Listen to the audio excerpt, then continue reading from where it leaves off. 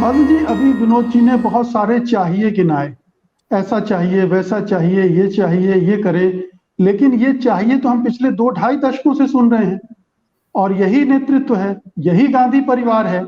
इसने कोई चाहिए पर गौर नहीं किया और वो अपने हिसाब से ही पार्टी चला रहा है और अभी भी चला रहा है। लगातार हार पर हार हो रही है और नेतृत्व बदलने के लिए तैयार नहीं है। तो आप, अगर आप पार्टी को ठीक नहीं कर सकते हैं तो किनारे हो जाइए, दूसरों को नेतृत्व दीजिए, वो संभालें। क्यों आप बोझ बने हुए पार्टी पे? देखिए मुकेश जी, कल जो कार्य समिति की बैठक हुई और जो उसकी रिपोर्टिंग अखबारों में आई है या मीडिया के तमाम मंचों पे आई है, उसकी शुरुआत ही इस बात से है कि जो पार्टी की अध्यक्षा हैं उन्होंने कहा कि हम तीनों ही अपना इस्तीफा देते हैं, आप लोग चला के दिखाइए। और ये तो इसके बाद हमेशा होता है जी सीडब्ल्यूसी में, नहीं, हर बार यही होता है। जी मैं आता हूँ ना, उस बात पे भी जी। आता हूँ।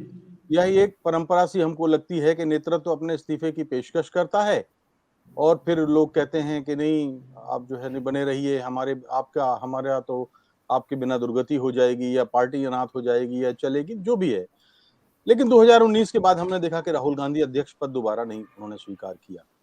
और जब 2018 में वो अध्यक्ष बने थे तो बनते से ही 3 राज्यों में बीजेपी की सरकारें उखाड़ फेंकी थी।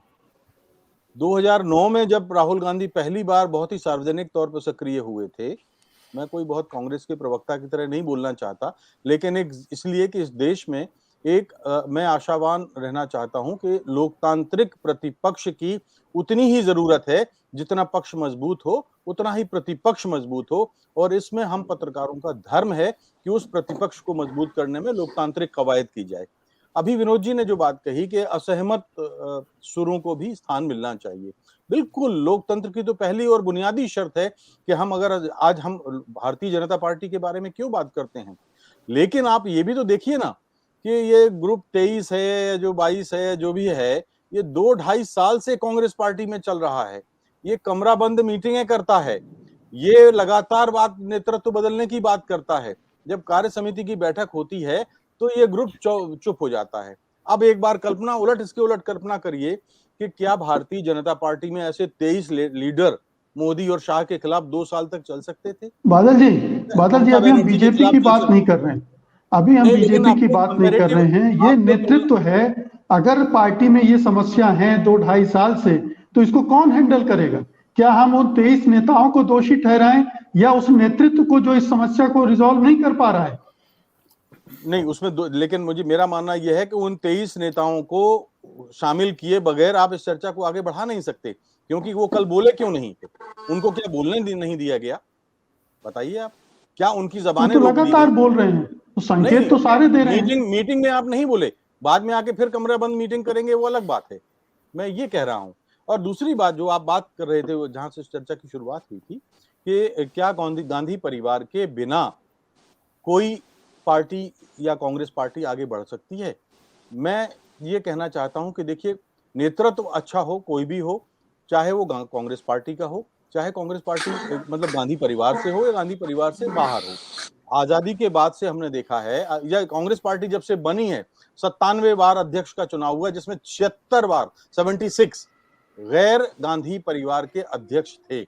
आजादी के बाद 35 बार चुनाव हुआ, जिसमें 21 या 20 या 21 बार गांधी परिवार के लोग थे और जो 4 लोग ही थे जो चुने गए। तो इसका अर्थ ये है कि आप इसलिए, और मैं बार बार फिर ये बात क्या करूं, मैं भारतीय जनता पार्टी का जिक्र आएगा कि कुछ हार की वजह से आप गांधी परिवार पर तो उंगलियां उठा सकते हैं, लेकिन बीजेपी को बने 42 साल हो गए, 12 साल तक आडवाणी अध्यक्ष बने रहे, किसी ने उनसे इस्तीफा नहीं मांगा।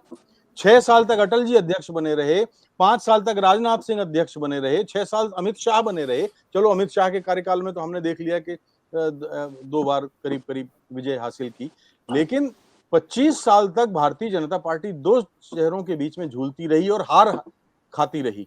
लेकिन ये जो परसेप्शन फैलाया जा रहा है भारतीय जनता पार्टी की तरफ से, जिसका शिकार कांग्रेस के कुछ लोग हो गए हैं, वो जो कहीं ना कहीं संघवादी मानसिकता के शिकार हैं और कांग्रेस में हैं, मैं बहुत जिम्मेदारी के साथ कह रहा हूं। नहीं, मैं रामचंद्र गुहा तो संघवादी नहीं है, वो तो जी प्रोग्रेसिव हैं और हम सब जानते हैं। हो सकता है कि उनके सोचने में नहीं, कोई रामचंद्र गुहा गड़बड़ी का हो। मैंने नाम ही नहीं लिया। जी जी। मैंने लेकिन मैं तो ये कह रहा प्रिया हूँ, जी, मैं तो ये कह रहा हूँ, मैं तो जी ये कह रहा हूँ कि देखिए दो बार इंदिरा गांधी 69 में और 79-80 में 2 बार कांग्रेस, समूची कांग्रेस एक तरफ थी गैर गांधी नेहरू परिवार के बिना, और केवल अकेली 1980 में इंदिरा गांधी को कैंडिडेट नहीं मिल रहे थे। तो बाकी सारे जो महान पुरुष थे, मोरारजी देसाई, चंद्रशेखर, जगजीवन राम, बहुगुणा, ये सब क्यों नहीं आगे आए? ये लोग क्यों नहीं कांग्रेस को खड़ा कर पाए, और अकेली एक महिला ने खड़ा कर दिया?